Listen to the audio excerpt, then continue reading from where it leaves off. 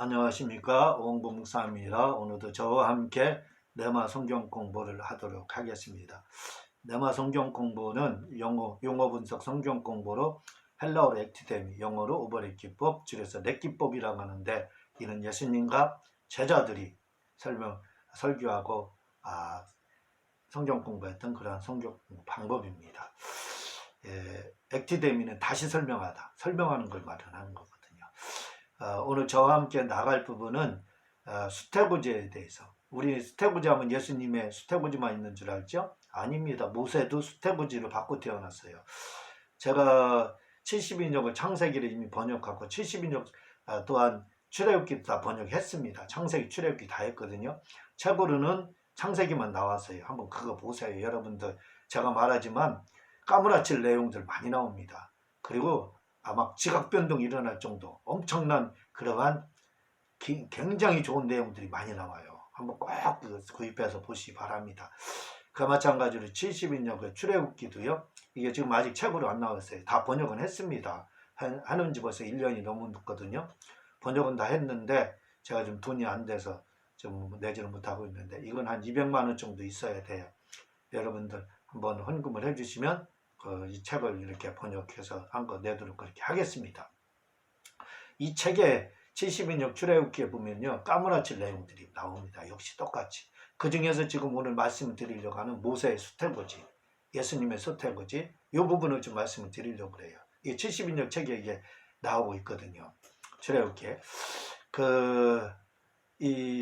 우리가 예수님의 수태고지를 합니다. 가브리엘 천사가 나타나가지고 내게 아들이 있으리라, 그 이름을 예수라 하라, 이렇게 이제 해서 마리아가 잉태해서 이제 예수님 낳고 뭐 이런 가정들이, 일련의 가정들이 있잖아요.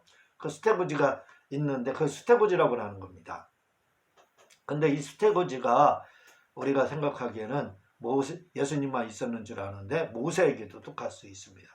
모세가 말합니다. 나 같은 선지자, 이렇게 이야기하는데 이 나 같은 선지자가 누구냐면 예수님을 말하는 거예요. 그래서 모세는 호세아라는 이름을 가진 여호수아를 이름을 여호수아로 바꿨어요. 근데 헬라어로 여호수아가 뭔 줄 아세요? 이에수스입니다. 그래서 70인역에서 여호수아서는 이에수소 이렇게 되어 있습니다. 이에수라고 되어 있어요. 여호수아가. 이 70인역 아주 굉장히 중요합니다. 어거스틴이 예수님이 봤던 성경이거든요. 이게요. 제자들이 봤던 성경, 요세푸스, 어거스틴 다 이 성경 봤습니다. 스데반까지 70인역 다 봤어요. 굉장히 중요한, 예수님이 본 거 가지고 우리가 설교해야죠. 그 정도로 중요하다 이거죠. 제가 지금 짧은 시간 안에 모든 말을 좀 하려니까 무슨 말부터 막 튀어나와야 될지 모르겠어요. 그래서 지금 주소 없는 것 같은데, 여러분 70인역 이 출애굽기 창세기 꼭 보세요. 꼭 이것 좀 꼭 출판해야 됩니다. 출애굽기 70인역에 보면은 제가 이제 이런 내용들을 쓰고 있습니다. 모세 태어나기 전에 바로 왕에게 이런 말이 있습니다. 어떤 서기관이 이제 역사학자죠. 이 서기관이 성경 기록하고 이런 사람들, 어떤 서기관이 바로 왕에게 예언하길, 이스라엘에서 한 아이가 태어날 것인데 그가 성장하면 이스라엘인들을 일으켜 애굽인의 통치권을 낮출 것이며 그의 동망은 어느 누구보다도 뛰어날 것이며 모든 세대에 걸쳐 기억될 만한 영화를 누리게 될 것이라고 예언했다 이거죠. 이 예언을 들은 애굽 왕은 그때부터 이스라엘 사람들의 자녀를 낳을 때 감시하기 시작했다. 이런 내용이 나옵니다. 무슨 말인 줄 아세요? 모세가 태어나기 전에 벌써 어떤 서기관이 애굽 왕 바로에게 가서 말합니다. 이스라엘 사람들 중에서 엄청난 아이, 구세주 하나 같은 아이가 태어날 거다. 그 아이는 온유하고 인덕이 있다. 이게 덕망이 높이고 애굽의 통치권을 아예 박살낼 거다, 낮출 거다. 이렇게 하고 이 일로 인해서 그거는 영광을 누리게 되고 이스라엘 사람들도 영광을 누리게 될 거다. 출애굽하게 된다. 그 말입니다. 그때부터 이 이야기를 들은 바로가 이제 이스라엘 사람들은 막 엄청난 노동을 시키잖아요. 말도 못하게 아이들 태어나면 죽이고 막 그런 일이 일어나잖아요. 이 일 때문에 일어나기 시작했다는 거예요. 이게 70인역에 나오고 있습니다. 한번 번역한 건데 제 책 한번 봐보세요. 이 내용들이 나오고 있습니다. 벌써 수태부지가 있었다는 거예요. 여러분, 모세는요, 그냥 단순히 여러분 모세가 아닙니다. 나 같은 선지자라고 해서 그 선지자가 모세 뭐냐면 예수님을 말을 하는 거예요. 예수님. 예? 나 같은 선지자가 오면 그분이 예수님을 말을 하고 있어요. 예수님. 예수님을 의미하고 있잖아요. 선지자가. 근데 예수님, 어? 나 같은냐고 비교급을 쓰고 있지 않습니까? 나 같은. 나라는 모세와 예수님이 똑같다 이 말이에요. 똑같다. 나 같은 선지자가 온다는 거예요. 이렇게 표현을 하고 있습니다. 왜? 모세는 예수님을 완전히 상징하고 있습니다. 예수님 그 자체입니다. 예수님. 예수님이 오셔서 한 일이 뭐냐, 모세 일을 하셨어요. 모세가 똑같은 일을 했습니다. 이제 조금 이따 그거 제가 말씀을 드릴 거예요. 그래서 나 같은 선지자, 그가 오면 그분이 바로 예수님을 말을 하는 거지요. 자, 그 부분에 대해서 이렇게 말씀을 드리려고 이렇게 하고 있습니다. 봐봐요. 수태부지가 이렇게 했었습니다. 누구에게? 바로 왕에게. 서기관이요. 그런데 또 모세의 아버지에게, 아버지가 누구냐면 모세의 아버지가 아브람입니다. 아브람이 또 기도할 때 하나님이 나타나셔서 이야기합니다. 뭐라고요? 이스라엘을 구원할 아이가 태어날 것인데 그 아이가 너희 아이 중에 한 명인데 그에게는 형이 있는데 그 형은 앞으로 대제사장이 될 것이며 그의 가문은 영원한 제사장인 가문이 될 것이며 그의 동생이 바로 히브리 민족을 구원할 것이다. 이렇게 구원할 것이다. 이렇게까지 수태부지를 또 하나님이 직접 이렇게 모세 아버지 그 아므람에게 하는 이런 장면이 또 나오고 있어요.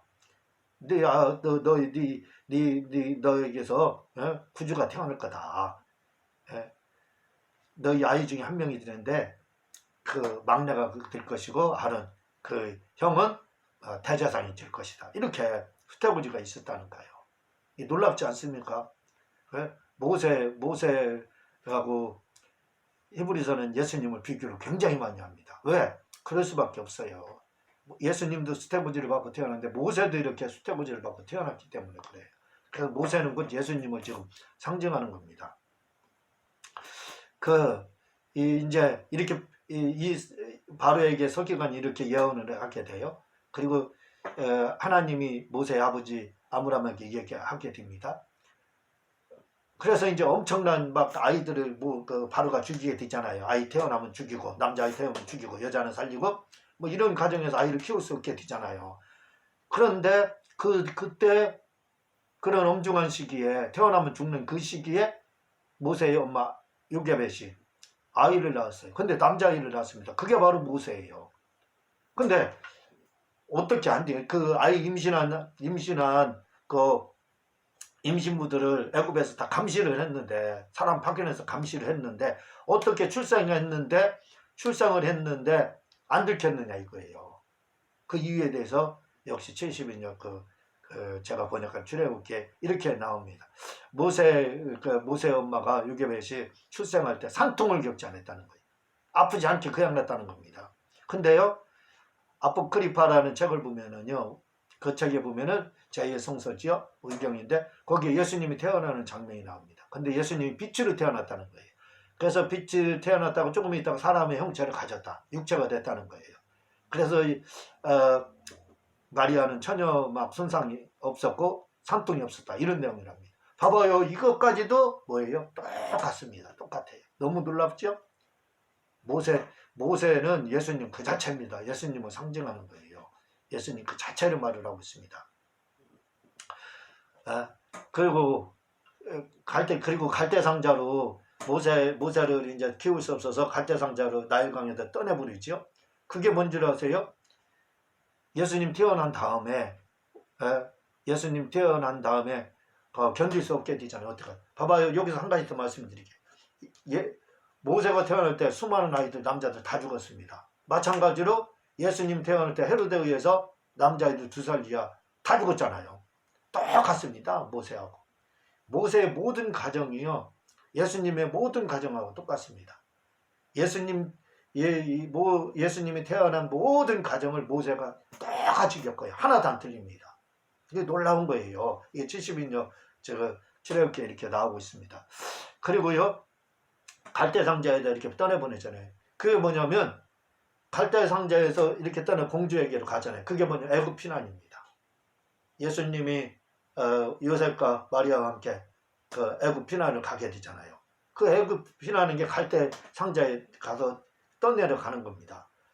예. 그리고 이제 돌아오게 되지, 예수님이요. 그 다음 그게 그런데 모세는 갈대 상자를 떠나가서 바로의 공주에게 발견이 됩니다. 그렇죠? 그 바로 그 공주가 키웁니다. 40년 동안. 이게 뭔지 아세요? 예수님이 애굽 피난에 돌아와서 나사렛 생활입니다. 나사렛에서 30세까지 평안하게 생명에 위협받지 않고 이렇게 자랐지 않습니까? 마찬가지로 모세도 40까지 엄마 품에서 바로의 공주 딸의 바로의 공주에게서 이렇게 자랐지 않습니까? 아무 생명에 위협받지 않고. 그게 이제 뭘 말을 하냐면 나사렛 성장기를 이야기하는 겁니다. 그리고요, 모세가 그 40세 이제 민족을 생각해서 사람을 죽여서 파묻잖아요. 이건 뭐를 하냐면 뭘 말하냐면 침례를 말을 하는 겁니다. 예수님이 침례 받잖아요. 요단강에서. 침례라는 게 죽었다 살아나는 거거든요. 근데 여기서는 그 사람이 살아나지는 못했어요. 이 모세가 죽인 사람이. 그러나 그건 바로 침례를 말을 하는 거예요. 똑같다 이 말입니다. 그리고 모세가 이제 피난해서 광야에서 40년 동안 이들의 그 양을 치게 되잖아요. 거기서 아내도 만나고 그렇게 하지 않습니까? 이 40년 동안 양을 친 게 뭔 줄 아세요? 광야에서? 그게 뭐냐면 예수님이 공생에 들어와서 침례 받은 게, 그게 이제 침례 받고 공생에 하잖아요. 예수님이요. 그 공생회를 하시면서 40일 동안 광야에서 금식하지요.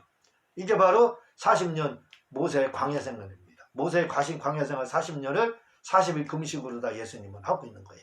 그리고 모세가 돌아와서 10가지 재앙을 바로에게 행하지 않습니까? 그리고 출애굽되잖아요. 이게 뭐냐면 예수님의 공생애를 말을 하고 3년 6개월. 예수님 3년 공생애 동안에 엄청난 이적 표적을 행하잖아요. 모세의 10가지 재앙 봐보세요. 물로 막 피로 만들고 뱀 만들고 막 장자의 정, 이게 다 뭡니까? 엄청난 이 사건이 아니에요. 표적 행한 거 아니에요. 그래서 그게 예수님의 공생애를 말을 하는 겁니다. 모세의 공생애. 그 예수님의 공생애하고 일치한다 이거지요. 또 출애굽 하잖아요. 출애굽 이제 그 위에 출애굽 6월절 양이 죽잖아요. 모세의 6월절 그 모세 때 양이 죽잖아요. 그 뭐예요? 우리가 예수님, 그건 예수님을 의미한다고 다들 말을 해요. 그러나 그 전까지 그 후까지 다 예수님을 상징한다는 건 말을 하잖아요. 그것만 6월절만 예수님 상징하는 게 아닙니다. 어리냐. 말씀드렸죠. 스텝 고지부터 마지막 죽을 때까지 다 예수님을 상징하고 있다는 거예요. 또한 그 출애굽한 것은 뭐예요? 구원받고 천국 갈 거. 출애굽한 거. 그 다음에 이제 출애굽하잖아요.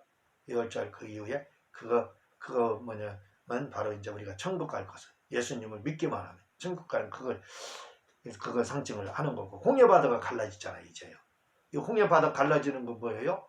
이건 뭐냐면 모세가 홍해바다를 갈리지 않습니까? 이건 뭐냐면 예수님의 죽음에서 부활을 말하고 있어요. 죽음에서 부활, 홍해바다 갈라지는 거. 그리고 시내산에 머물잖아요. 그리고 예수님 죽으신 이후 50일 만에 오순절이라고 하잖아요. 그래서 성령이 강림했잖아요. 출애굽한 지 50일째 되던 어디에 도착하는 줄 아세요? 시내산에. 그래서 그때 시내산 올라가서 율법을 받았죠. 그날이 50일 때라는 겁니다. 그래서 그때 똑같이 뭐예요? 율법은. 그때 성령이 강림한 거랑 똑같다는 거예요.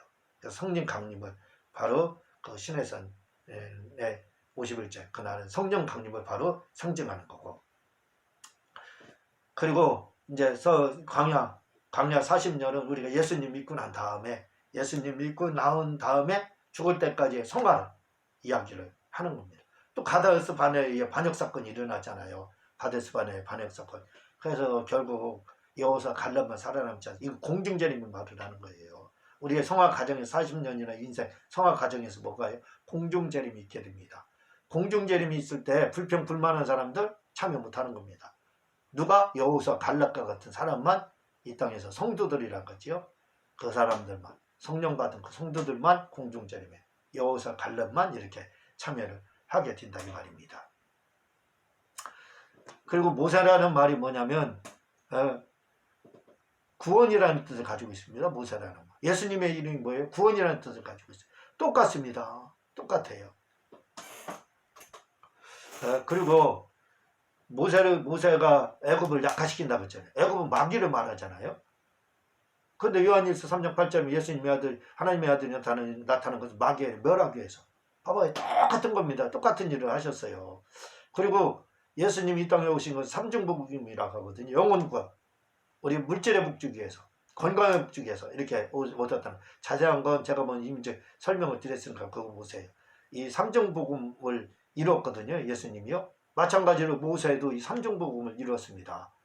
그래서 출애굽할 때 그 영혼을 구원했고요. 그리고 물질의 복을 주었고 건강의 복도 이렇게 모세를 통해서 건강의 복을 이렇게 주었고 성도도 건강을 했고.